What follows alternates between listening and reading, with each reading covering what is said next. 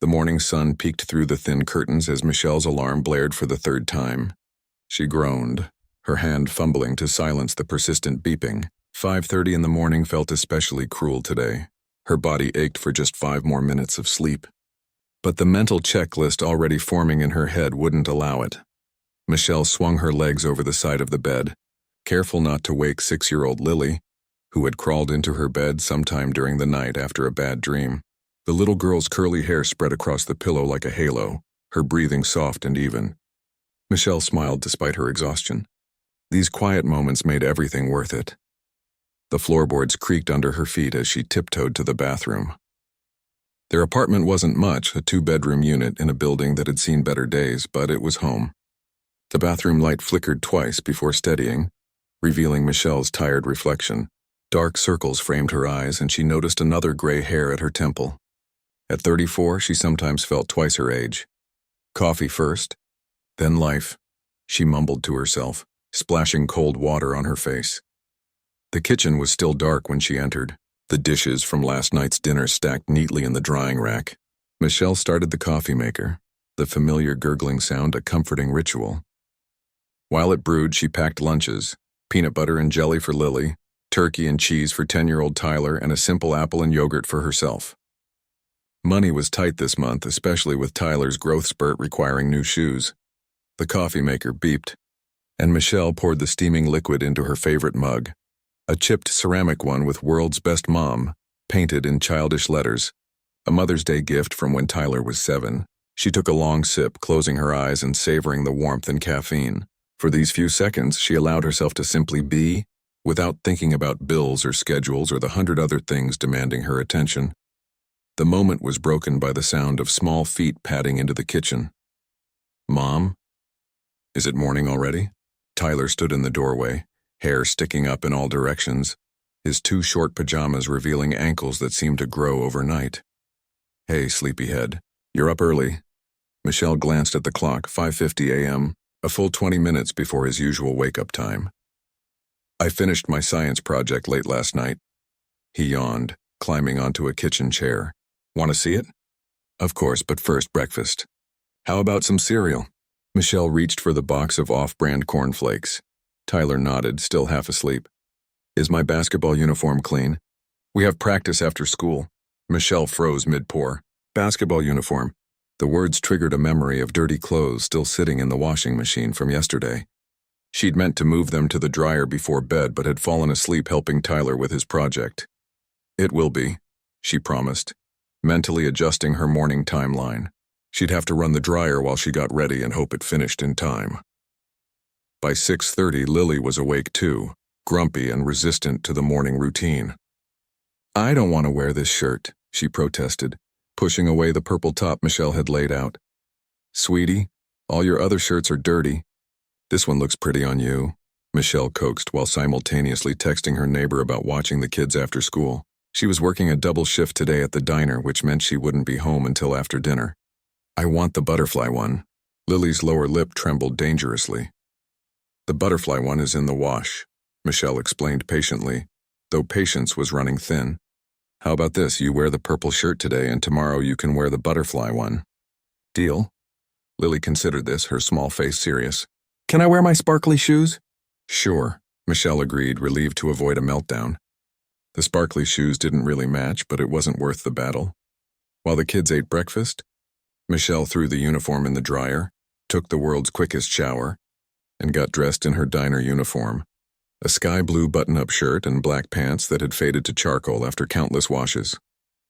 She applied minimal makeup, just enough to look presentable, and pulled her brown hair into a practical ponytail.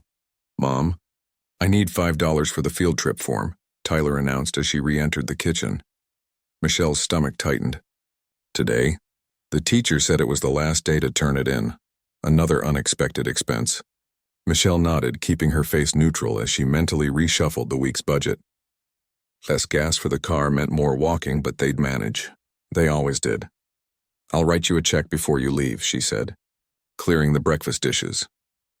The next hour was a whirlwind of activity, finding Tyler's missing homework folder, braiding Lily's hair, signing permission slips, retrieving the basketball uniform from the dryer, still slightly damp but wearable, and herding everyone toward the door. Lunch boxes? Backpacks? Project? Michelle ran through the checklist as they stood by the front door. Got it, Tyler patted his backpack. Wait, Lily suddenly exclaimed. I forgot to feed fish. Fish, the imaginatively named goldfish that Lily had won at a school carnival, was their only pet. Michelle checked her watch, 7:45. They needed to leave now to drop the kids at school before her 8:30 shift started. 2 sprinkles only, Michelle reminded as Lily darted back to her room. While waiting, Michelle checked her phone. A text from her boss. Can you come in 30 minutes early? Linda called out sick. Michelle bit her lip. Coming in early meant more money, but it also meant rushing the kids to school. Before she could reply, another text came through. We'll add an extra hour of pay. That settled it. An extra hour of pay would cover Tyler's new shoes.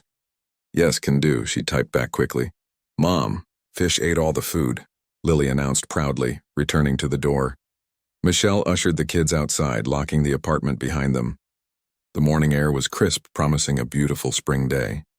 Their apartment building stood in a modest neighborhood with small businesses and family homes.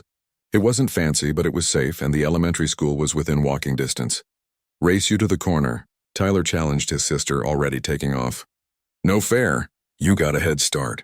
Lily sprinted after him, her sparkly shoes flashing in the morning sun. Michelle watched them with a mixture of love and weariness. She was perpetually tired, perpetually behind, perpetually worried about money. But moments like this reminded her why she pushed so hard. Her children were happy, healthy, and loved. That was what mattered. The walk to school typically took 15 minutes, but with the kids running ahead, they made it in 12. The schoolyard was already filling with children, the air buzzing with morning energy. Got everything? Michelle asked as they approached the gates. Tyler, basketball practice ends at 5, sir. Mrs. Wilson will pick you up and take you back to her place until I get home, okay? Can't I just walk home by myself? I'm old enough, Tyler protested, shuffling his feet. Michelle shook her head. Not yet, buddy. Maybe next year. The thought of her 10-year-old walking home alone made her anxious, though she knew many kids his age did. Fine, he sighed dramatically. Bye, Mom. He gave her a quick side hug before running off to join his friends, suddenly too cool to be seen with his mother. Lily was less reserved. She threw her arms around Michelle's waist. Bye, Mommy. Love you to the moon and back and to Jupiter and back. Love you to Saturn and back, Michelle replied with their usual farewell. She watched Lily skip away, her bright backpack bouncing with each step. With the kids safely at school, Michelle checked her watch again, 8:03. Her shift now started at Adhering, and the diner was a 20-minute walk away. She'd be late, but Joe, her boss, would understand. He always did. As she hurried away from the school, Michelle mentally prepared for the day ahead. Morning shift at the diner until 2 hours, a quick break. Then evening shift at the convenience store from 3 to 9 wang. She'd miss dinner with the kids again, but Mrs. Wilson would feed them. The weekend would be for family time. She'd requested both Saturday and Sunday off for the first time in months. Michelle usually took the main road to work. But today she decided on a shortcut through the small community park. It would save her at least 5 minutes. As she entered the park, her mind raced with the day's to-do list. Call the doctor about Lily's checkup. Pay the electric bill. Check if the library had the book Tyler needed for his report. The mental load was endless. The park was relatively empty at this hour, just a few morning joggers and people walking their dogs. Michelle picked up her pace, weaving around the playground equipment. That's when she noticed a small figure sitting alone on a bench near the bike path, shoulders slumped in obvious distress. She almost kept walking. She was already late, already rushing, already thin across too many responsibilities. But something made her slow down and take a second look. It was a boy, maybe around Tyler's age, sitting next to a bicycle that had clearly seen better days. Even from a distance, Michelle could see that the chain had come off and the handlebars were twisted at an odd angle. The boy wiped his face with his sleeve, and Michelle recognized the universal gesture of a child trying not to cry in public.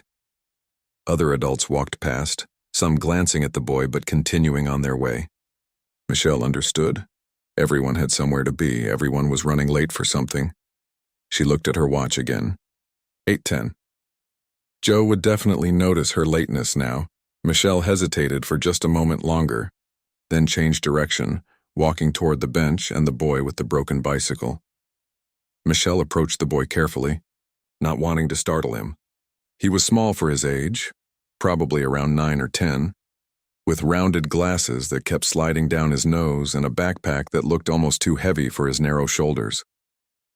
"Hey there," she said gently. "Looks like you're having some bike trouble." The boy's head snapped up, his eyes widening behind smudged lenses. He quickly wiped away tears with the back of his hand. "I'm okay," he mumbled, though the quiver in his voice suggested otherwise. Michelle gestured toward the bench. "Mind if I sit for a minute?" The boy shrugged, scooting over slightly to make room. Michelle sat down, noting the worn condition of the bicycle. It wasn't just the chain and handlebars. The seat was patched with duct tape, the tires were balding, and rust had claimed significant territory on the frame. This wasn't a new bike that had met with an accident. This was a treasured possession, likely handed down and carefully maintained despite its age. "My name's Michelle," she offered, not pushing him to respond. Sometimes kids needed a moment to decide if they could trust you. After a pause, he replied, "I'm Alex." His voice was soft, but had lost some of its shakiness. "Nice to meet you. Alex, that's a cool bike you've got there." Michelle leaned forward slightly, examining the damage, though it looks like it's seen better days. Alex nodded, his expression brightening just a little at her interest in his bike. "It was my cousin's. He gave it to me when he got a new one." He ran his hand along the handlebar affectionately. "I was riding to school when the chain just popped off. Then I crashed into the curb and bent everything." Michelle glanced at her watch, 8:15 now. Joe would definitely be wondering where she was. But the thought of leaving this child alone with his broken bike, possibly missing school and certainly upset, didn't sit right with her. "Well, I've fixed a few bike chains in my day," she said, setting her purse on the bench. "Want me to take a look?" Hope flickered across Alex's face. "Really? You know how to fix bikes?" Michelle smiled, kneeling beside the bicycle. "My dad was big on teaching me how to fix things myself. Said it would save money." She chuckled softly. He was right about that. As Michelle examined the bike, she noticed Alex watching her intently. "Do you have to get to school soon?" she asked. Alex nodded, pushing his glasses up. "Yeah, we have a math test first period. Mom leaves for work super early, so I always bike to school." His voice dropped. "She works really hard since Dad left. I don't want to bother her with stuff like this." Michelle felt a pang of recognition. The single-parent struggle was universal, it seemed. "I understand," she said, carefully lifting the bike to better access the chain. "My kid's dad isn't around either. It's just me and my two monsters, though I mean that in the most loving way possible." That earned a small laugh from Alex, which Michelle counted as a victory. "Hand me that stick over there?" she asked, pointing to a sturdy twig on the ground. "I need to poke this chain back onto the gear without getting my fingers caught." Alex hurried to retrieve the stick, seemingly glad to have a job. As they worked together, Michelle's fingers becoming increasingly greasy, she found herself automatically slipping into teaching mode, the same way she did with her own children. "See how the chain has these links? They need to catch on these teeth here," she explained, demonstrating with the stick. "Bikes are actually pretty simple machines when you break them down. It's all about moving parts working together." Alex nodded, completely absorbed in the lesson. "Like gears and pulleys we learned about in science class?" "Exactly like that," Michelle confirmed. "Science in action, right here in the park." In the distance, across the winding path and partially obscured by a cluster of ornamental cherry trees, a man sat on another bench. Richard Foster, CEO of Horizon Technologies, was taking his morning coffee break in the park, a small ritual he allowed himself each day before diving into the chaos of meetings and decisions that awaited him at the office tower just 2 blocks away. Richard had deliberately chosen this secluded spot to review some quarterly reports in peace. His personal assistant knew where to find him if there was an emergency, but otherwise, these 30 minutes were sacred. No phone calls, no emails, just the morning air and a chance to think clearly. He had noticed the woman and boy when they first started working on the bike, but had paid little attention until the sound of shared laughter reached him. Something about their interaction had drawn his gaze away from his tablet. Now he found himself watching with growing interest, his coffee cooling beside him. Meanwhile, Michelle had managed to reattach the chain, her hands now thoroughly black with grease. "There we go," she said with satisfaction. "Now for these handlebars." She studied the twisted metal thoughtfully. "This is going to take a bit more muscle." "The alignment's all off." Alex looked crestfallen. "Is it too broken?" "Never," Michelle assured him, rolling up her sleeves. "Just need the right leverage. Stand behind me and hold the front wheel steady between your legs, okay?" Alex followed her instructions, and together they formed a makeshift repair team. Michelle gripped the handlebars firmly and began applying steady pressure, trying to work them back into proper alignment. It was harder than she'd anticipated. The metal was stubborn, and her hands kept slipping on the grease. "Come on," she muttered through gritted teeth. After several attempts, she paused, wiping sweat from her forehead with her forearm. "Whew! Whoever invented bikes sure made them sturdy." "Maybe we could use that bench," Alex suggested, pointing to where they'd been sitting. "My cousin showed me once. You can wedge the wheel against something solid and then pull." Michelle raised her eyebrows, impressed. "That's actually a great idea. Let's try it." They repositioned the bike against the bench leg, and Michelle carefully applied force to the handlebars while Alex held the frame steady. Slowly, with a protesting creak of metal, the handlebars began to straighten. "It's working," Alex exclaimed, his earlier tears completely forgotten in the excitement of successful engineering. "Just a bit more," Michelle encouraged, giving one final firm pull. The handlebars aligned with a satisfying snap. "There." Both of them stepped back to admire their handiwork. The bike wasn't perfect, it would need proper tools for a complete repair, but it was functional enough for Alex to get to school. "Want to test it out?" Michelle suggested, brushing off her hands on her already stained uniform pants. The diner would just have to deal with her disheveled appearance today. Alex nodded eagerly, climbing onto the bike with newfound confidence. He pedaled in a small circle around the nearby path, the chain moving smoothly along the gears. His smile was worth every minute of delay to Michelle's workday. "It works great," he called out, circling back to her. "Thank you so much, Ms. Michelle." Michelle checked her watch again. 8:35. She was officially late for her shift, but somehow it didn't seem as important as it had 30 minutes ago. "You're very welcome, Alex," she replied, picking up her purse. "But we better both get going. You have a math test to ace, and I have customers waiting for their breakfast." Alex nodded seriously. "I'm good at math. I'll do extra well today because of you helping me." The simple statement warmed Michelle's heart. As Alex prepared to ride off, she suddenly remembered something. "Wait, do you have a tissue or napkin in your backpack? Your hands are all greasy."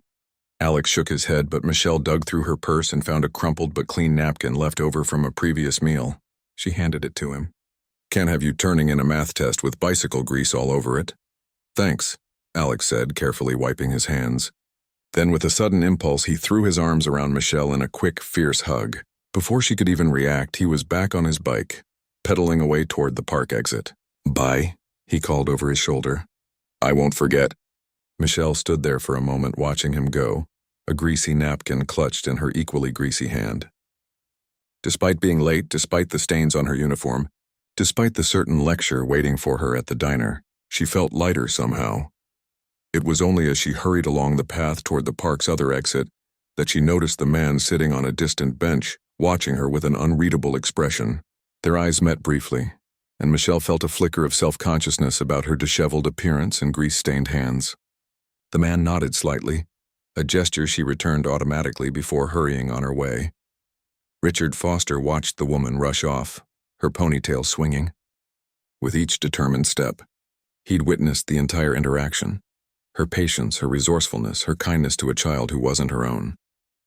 In his world of corporate machinations and careful calculations, such uncomplicated goodness was refreshingly rare. He picked up his tablet, no longer interested in the quarterly reports. Something far more interesting had captured his attention. As he gathered his things to return to the office, he made a mental note to ask his assistant to find out which diner had employees wearing sky blue uniform shirts in this neighborhood. Sometimes the universe showed you exactly what you needed to see, just when you needed to see it. Michelle practically burst through the back door of Sunnyside Diner, her breath coming in short gasps. The wall clock showed 8:47 a.m., almost 50 minutes late for her shifted earlier start time. She hurried to the employee locker area, fumbling with her purse while simultaneously trying to tie her apron around her waist. Well, look who decided to grace us with her presence," came a voice from behind her. Joe, the diner owner, stood with arms crossed, his bushy eyebrows raised in question. Despite his imposing stance, his eyes held more concern than anger. "Joe, I'm so sorry," Michelle began, gesturing to her grease-stained uniform. "There was this boy in the park with a broken bike and he was all alone and—" Joe held up a hand, cutting her off. "Save it for your break. Linda's section is overflowing, and table 6 has been waiting 15 minutes for their check." His voice softened slightly. "But you might want to wash those hands first. You look like you've been rebuilding an engine." Michelle glanced down at her blackened fingers and nodded gratefully. As Joe walked away, she quickly scrubbed her hands in the small sink, watching the water turn gray. The soap stung a small cut she hadn't even noticed getting, but she barely had time to register the pain before grabbing her order pad and rushing onto the diner floor. The morning rush was in full swing. Every table was filled with the usual mix of regulars, business people grabbing breakfast before work, and construction workers from the site down the street. The clatter of dishes, sizzle of the grill, and hum of conversation created the familiar soundtrack of Michelle's workday. Linda, a waitress in her 50s with dyed red hair and reading glasses that hung from a beaded chain around her neck, shot Michelle a grateful look as she balanced 3 plates along her arm. "Sorry I'm late," Michelle mouthed, already heading toward table 6 with their check. "You're a lifesaver just for showing up," Linda replied, expertly sliding plates in front of customers. "Half the staff has that spring flu going around." Michelle settled quickly into the rhythm of the diner, taking orders, delivering food, refilling coffee cups, all while maintaining the cheerful demeanor expected of someone working for tips. Yet her mind kept drifting back to the park, to Alex and his broken bike, to the man who had watched them from the bench. There had been something about that man, something in the way he carried himself, in the quality of his clothes, in his thoughtful observation. He hadn't seemed creepy or threatening, just interested, like he was seeing something unexpected that had captured his full attention. "Order up for table 9, the cook called, pulling Michelle back to the present. She shook her head slightly, dismissing the thought. Wealthy people visited the park all the time. It meant nothing. Meanwhile, across town in a gleaming office building with views of the city skyline, Richard Foster sat at his desk, unable to focus on the quarterly reports that his financial team had prepared. The morning's encounter in the park had lodged itself in his mind, refusing to be dislodged by budgets and projections. His executive assistant, Patricia, entered after a brief knock. "Your 10 o'clock is here, Mr. Foster." Richard nodded absently, then made a sudden decision. "Before you send them in, could you do something for me? There's a diner near Wellington Park. Employees wear light blue uniform shirts. Could you find out the name of it?" Patricia, long accustomed to her boss's occasional unusual requests, didn't bat an eye. "Of course. Anything specific you're looking for at this diner?" Richard hesitated. How to explain that he was looking for a woman who fixed a child's bicycle in the park? It sounded strange even to him. "Just curious about trying it for breakfast sometime," he said instead. "And Patricia? Keep this between us for now." Patricia nodded, making a note on her tablet before showing in his 10 o'clock appointment. Back at the diner, the morning rush had finally begun to slow. Michelle leaned against the counter for a moment, stretching her back and rolling her shoulders to release the tension. The tips had been good so far, perhaps enough to put a little aside for Tyler's birthday next month. He'd been dropping hints about a new video game for weeks. "So," Joe said, sliding a plate of eggs and toast toward her. "Want to tell me about why you showed up looking like you'd been moonlighting as a mechanic?" Michelle accepted the food gratefully, suddenly realizing she hadn't eaten anything since her single cup of coffee that morning. "There was this kid in the park," she explained between bites, maybe 9 or 10 years old. "His bike was broken, chain off, handlebars all twisted. He was crying, Joe, just sitting there all alone with no way to get to school." Joe leaned on the counter, listening, "And naturally you had to be the one to help him." Michelle shrugged. No one else was stopping. "He reminded me of Tyler, trying so hard to be brave and grown up." She took another bite of toast. "His mom's a single parent, too. He didn't want to bother her with the bike problems because she works so hard." "Sounds familiar," Joe remarked with a pointed look. Michelle chose to ignore the comment.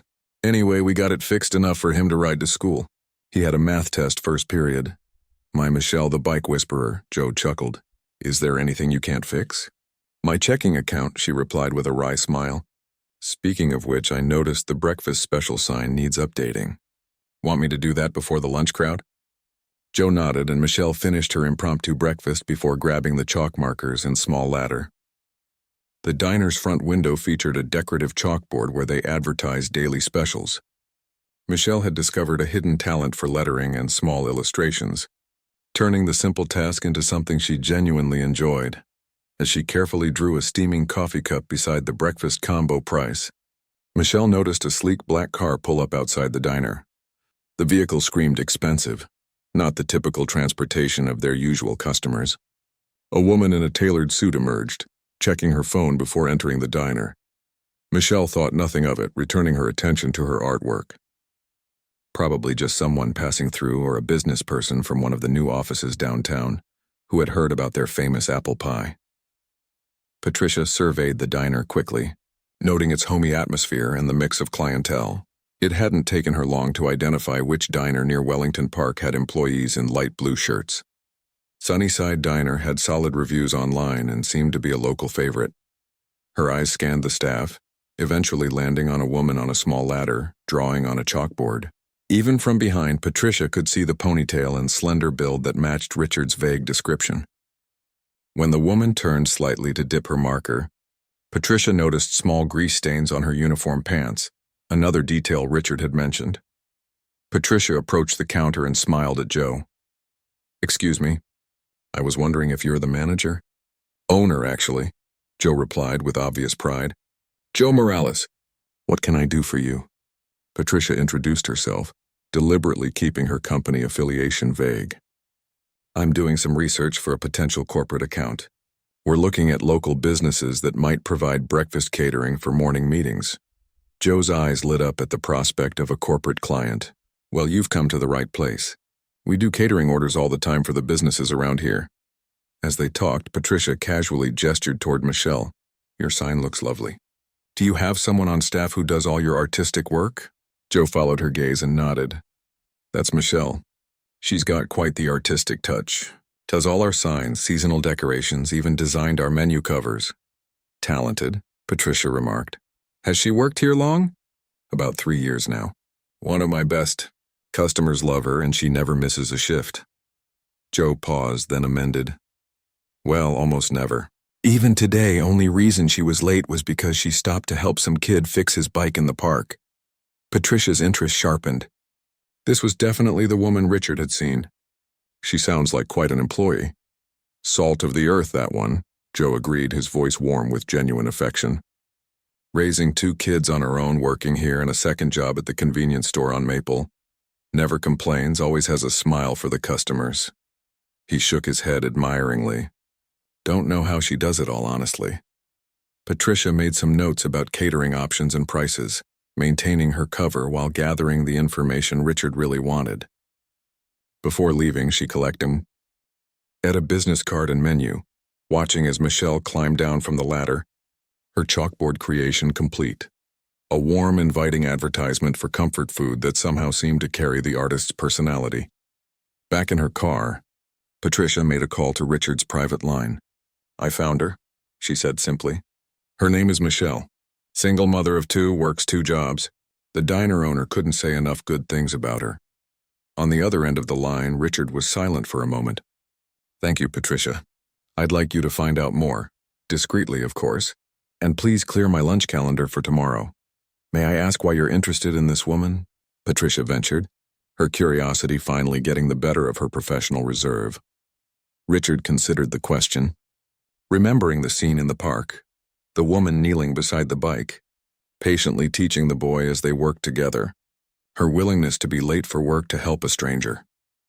Let's just say she might be exactly who we've been looking for, he replied. The following day dawned bright and clear.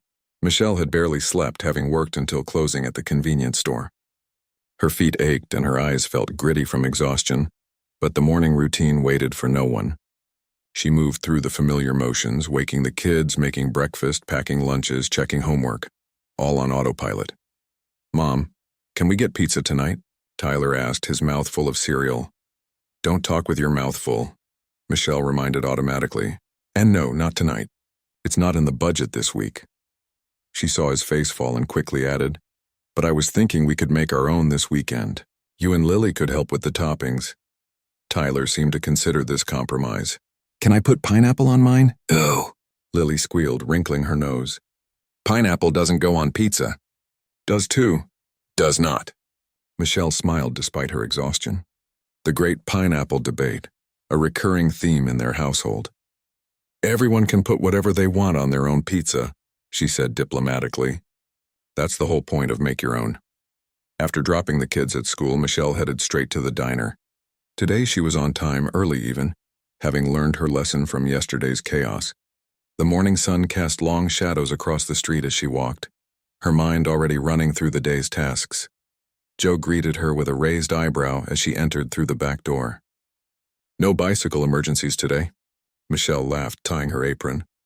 Not today, though I did help an old man catch his runaway newspaper when the wind took it. Always the hero, Joe teased, but there was genuine warmth in his voice. The morning passed in its usual blur of orders, coffee refills and friendly chatter with regulars. Around 11, Patricia returned to the diner, this time accompanied by a man in a tailored suit. Michelle noticed them being seated in her section but thought nothing of it. Business people occasionally stopped in for an early lunch meeting. She approached their table with her standard greeting. Good morning. Welcome to Sunnyside. Can I start you folks with something to drink? It was only then that Michelle really looked at the man and felt a jolt of recognition. It was him, the man from the park bench. Up close, she could see he was older than she'd first thought. Perhaps in his early 50s. With salt and pepper hair and clear blue eyes that studied her with surprising intensity. If he recognized her too, he gave no immediate sign. Coffee, please, he said simply. Black. Herbal tea for me, Patricia added with a smile that seemed to hold a secret. Michelle nodded and left to fetch their drinks, feeling strangely off balance. What were the chances? Maybe he hadn't recognized her. Maybe he came to the diner all the time and she just hadn't noticed before. Maybe he asked for you specifically, Linda whispered as they crossed paths by the coffee station, the man in the fancy suit.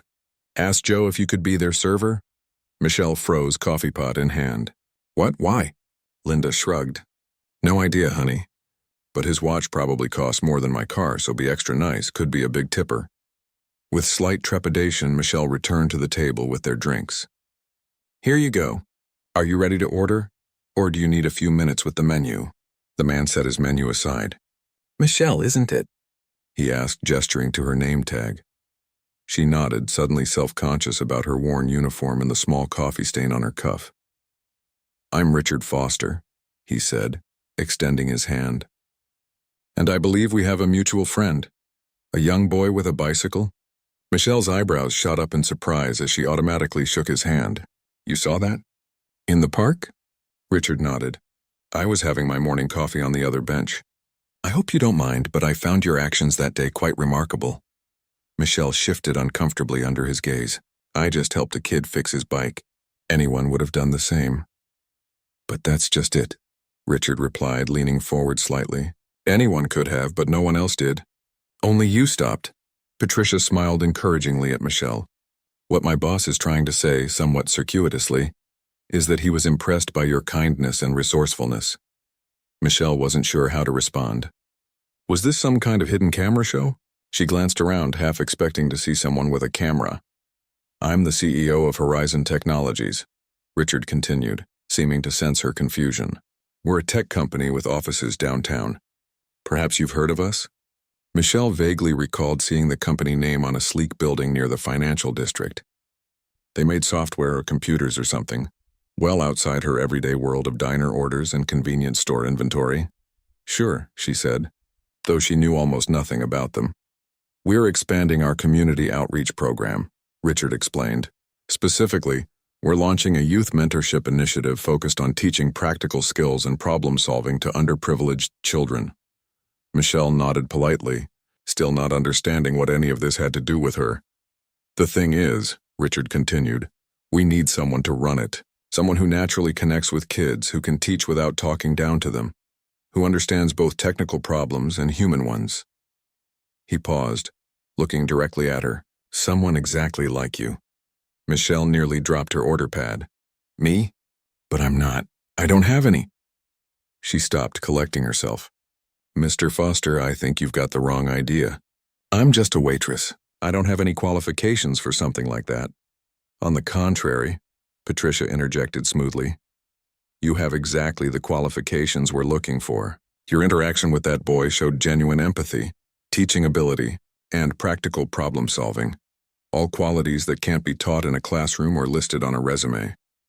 Michelle glanced around the diner, suddenly aware that other customers were waiting. I should get back to work. Can I get you something to eat while you're here? Richard nodded, seemingly unperturbed by her reaction. Of course. I'll have the club sandwich. Patricia? Cobb salad, dressing on the side. Patricia replied with an understanding smile. Michelle hurried away to place their order, her mind reeling. Was this some kind of joke, or worse, some kind of scam? People didn't just get offered jobs out of nowhere, especially not by CEOs of big companies. When she returned with water refills, Richard handed her a business card. I know this is unexpected, he said quietly. Take some time to think about it. The position offers a significantly higher salary than, he glanced around the diner, what you're currently earning, plus benefits, flexible hours, and most importantly, meaningful work. Michelle stared at the embossed card in her hand. Why me? There must be hundreds of people with actual degrees or experience who would want this job. Richard's expression softened. Degrees and experience are easy to find. Character isn't. He took a sip of his coffee. Just consider it. Patricia will email you the details if you're interested. The rest of their meal passed in ordinary small talk. If other customers noticed Michelle's distraction as she moved between tables, they didn't comment. By the time Richard and Patricia left, leaving a tip larger than any Michelle had ever received, her head was spinning with possibilities she barely dared to consider. That evening, after her shift at the convenience store, Michelle sat at her small kitchen table long after the kids had gone to bed. Tyler's math homework lay spread out before her, but her attention was fixed on Richard's business card, which she'd propped against the salt shaker. What if it was real? What if this was her chance to break the cycle of living paycheck to paycheck? To have weekends with her kids instead of working double shifts? To do something that made a difference beyond serving food or stocking shelves? But what if it wasn't? What if she quit her stable jobs for something that fell through after a month? She couldn't take that risk. Her children depended on her. With a sigh, Michelle pulled out her ancient laptop, the one Tyler used for school projects when needed. It took ages to boot up, the fan whirring loudly in protest. Finally, she typed Horizon Technologies Richard Foster into the search bar. The results loaded slowly, but when they did, Michelle's eyes widened. There he was, the same man who had sat in her section today, standing alongside tech industry leaders at a major conference. Another article detailed Horizon's rise under Foster's leadership. A third mentioned their commitment to community programs and ethical business practices. So he was legitimate. And that meant his offer might be too. With trembling fingers, Michelle composed an email to the address on the card. She wrote and rewrote it several times, agonizing over every word. It needed to sound professional, interested but not desperate, confident but not presumptuous. In the end, she kept it simple. Dear Mr. Foster, I've given your offer serious thought. I'd like to learn more about the position and how my skills might be a good fit for what you're looking for. Thank you for considering me. Sincerely, Michelle Reynolds. Her finger hovered over the send button for a full minute before she finally pressed it. The message disappeared into cyberspace, carrying with it possibilities she hardly dared imagine. Michelle closed the laptop and looked around her small kitchen, at the dripping faucet she couldn't afford to fix, at the fridge covered with her children's artwork, at the calendar crowded with work shifts that left too little time for the things that mattered most. For the first time in years, she allowed herself to hope for something more. 3 days later, Michelle found herself sitting in the gleaming lobby of Horizon Technologies, her best blouse freshly ironed and her hands clasped tightly in her lap to keep them from shaking. The receptionist had offered her water in an actual glass, not a paper cup, and the chair she sat in probably cost more than her entire living room set. Patricia appeared, offering a warm smile that helped settle Michelle's nerves. "He's ready for you now," she said, leading Michelle through wide hallways with floor-to-ceiling windows that showcased breathtaking views of the city. Richard's office was surprisingly modest compared to the rest of the building, practical and well-organized rather than ostentatious. He rose from behind his desk when they entered, greeting Michelle with a firm handshake. "Thank you for coming," he said, gesturing toward a chair. "I appreciate you taking this seriously." "I appreciate the opportunity," Michelle replied, trying to sound more confident than she felt. "Though I'm still not entirely sure what you see in me." Richard smiled. "Then let me explain exactly what we're looking for." Over the next hour, he outlined the Youth Mentorship Program, a hands-on initiative designed to teach practical skills to kids from underprivileged backgrounds. The program would operate after school and on weekends, providing not just technical training but also guidance, encouragement, and a safe space to learn and grow. Many of these children don't have positive adult figures who can teach them basic life skills, Richard explained. How to fix things when they break, how to solve problems methodically, how to believe in themselves when things get difficult. Michelle thought of Alex in the park, trying not to cry over his broken bike, of her own son Tyler, growing up without a father to teach him these things. "The technical aspects can be taught," Richard continued. "We have engineers and designers who are eager to volunteer as guest instructors. What we need is someone who understands these kids, someone who can connect with them on their level, a program director who sees their potential even when they don't see it themselves." Patricia handed Michelle a folder containing the formal job offer. When Michelle saw the salary figure, she nearly gasped aloud. It was more than her current 2 jobs combined, with benefits that included health insurance, retirement contributions, and paid vacation time, luxuries she'd never had before. "The hours would be primarily afternoons and some weekends," Patricia added, "which I understand would align better with your children's schedules." Michelle looked up from the papers. "How do you know about my children?" Richard had the grace to look slightly embarrassed. "After seeing you in the park, I asked Patricia to learn a bit about you. I hope that doesn't seem intrusive. We wanted to be sure the position would genuinely benefit you as well as our program." Michelle should have felt unnerved by this admission, but strangely, she didn't. There was something disarmingly honest about Richard's approach. No games, no hidden agendas, just a straightforward opportunity based on a moment of genuine human connection. "I don't have a college degree," Michelle said, feeling she needed to be equally honest. "I've never run a program like this. There must be more qualified people."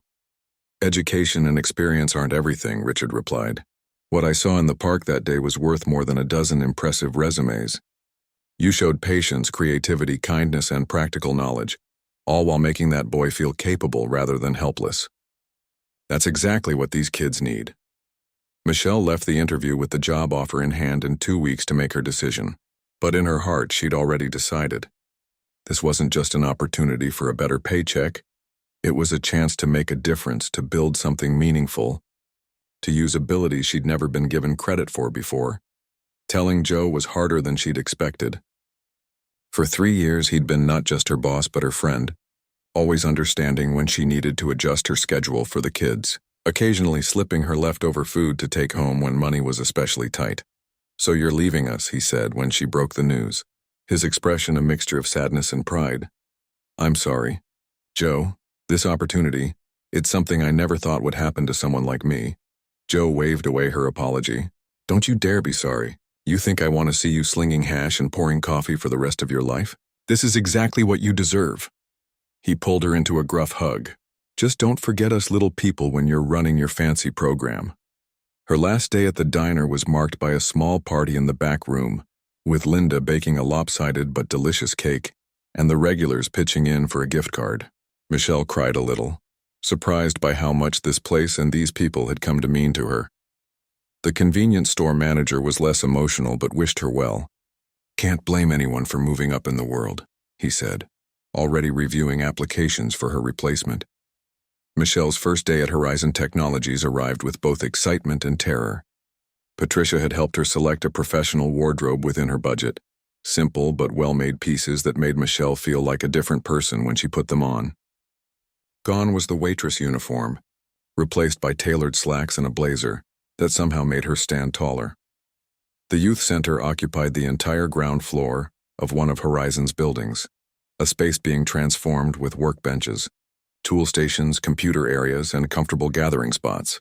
Michelle's office, though small, had a window and a door that closed, luxuries she'd never had in a workplace before. "We're starting with 15 kids," Richard explained during her orientation. "Middle school age, all from the local community. The program officially launches next month, which gives you time to finish setting things up and familiarize yourself with our resources." As she arranged her new office, Michelle placed a small framed photo of Tyler and Lily on her desk. Looking at their smiling faces, she thought about how their lives would change too. No more babysitters during her evening shifts, no more rushed mornings and exhausted evenings. She would be home for dinner most nights. She could attend school events without begging for shift changes. She could breathe. The program's launch day arrived with nervous anticipation. The first group of kids filed in after school, looking around with expressions ranging from curiosity to skepticism to outright suspicion. Michelle understood their wariness. Promises made to kids like these were often broken. She was halfway through her welcome speech when a familiar face caught her eye. There in the back of the group stood Alex, the boy with the bicycle from the park. Their eyes met and his face lit up with recognition. "Ms. Michelle," he exclaimed, interrupting her mid-sentence. "It's you! The bike lady!" The other kids turned to look at him, then back at Michelle with newfound interest. Michelle smiled. "Yes, it's me. It's good to see you again, Alex. How's the bike running?" "Great, I fixed the brakes myself last week," he said proudly. "I remembered what you showed me about how the parts work together. That simple exchange broke the ice. If this kid already knew her and thought she was cool enough to fix bikes, maybe the others were willing to give her a chance too." The program grew beyond anyone's expectations. Within 6 months, they had 30 regular attendees and a waiting list. The kids learned to repair bicycles, build simple circuits, code basic games, and solve all manner of practical problems. More importantly, they learned that they were capable, that their ideas mattered, that there were adults who believed in them. On the program's 1-year anniversary, Richard hosted a celebration at the center. Looking around at the kids proudly demonstrating their projects to parents and community members, Michelle felt a sense of belonging and purpose she'd never experienced before. "Quite a difference from fixing one bike in the park," Richard said, appearing beside her with 2 cups of punch. Michelle accepted the drink gratefully. "Sometimes I still can't believe all this started because I was running late to work." Richard smiled. "It started because you chose to stop when no one else would. Never underestimate how much difference one moment of kindness can make." Later that evening, Michelle arrived home, not exhausted from a double shift, but energized by the day's events. Her apartment was still modest, but with her improved finances, she'd been able to make small improvements. New curtains, a better couch, reliable internet for Tyler's homework. As she helped Lily with her reading and listened to Tyler describe his latest science project, Michelle thought about how much had changed in a year. Her life had transformed not because of luck or magic, but because someone had noticed her humanity in a world that often overlooked it. And that was perhaps the greatest lesson she now taught the children in her program. That they were seen, that they mattered, that their actions could change lives, including their own. Sometimes the most remarkable journeys begin with the simplest choice: to stop, to help, to care, even when you think no one is watching.